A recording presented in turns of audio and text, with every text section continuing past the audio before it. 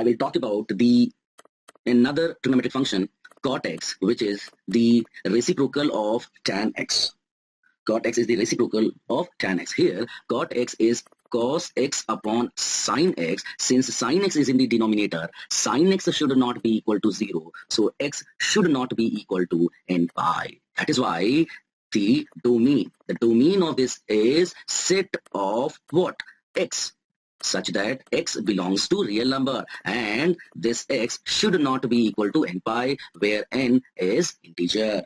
Got it? Now range similar to tan. Range, all real numbers, set of all real numbers. This is the range.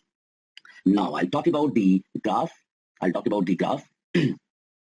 Here please note that the cotx in the first quadrant, it decreases from infinity to 0. In the second quadrant, it decreases from 0 to minus infinity. Third quadrant, it decreases from infinity to 0. And fourth quadrant also, it decreases from 0 to minus infinity.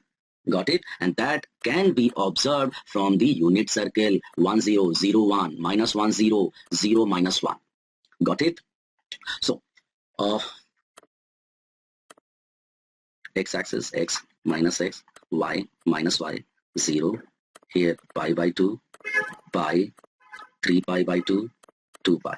This side if I go minus pi by 2, minus pi, minus 3 pi by 2, minus 2 pi. Now first quadrant decreases infinity to 0. So if I draw this, infinity to 0 means like this. Now from pi by 2 to pi, again from 0 to minus infinity. Same here, infinity to 0, and then 0 to... Now similarly you can extend graph this side, but the important point here is if you see the graph carefully, it repeats after an interval of pi. So here also the period of this function is what? Pi. The period is pi. Okay.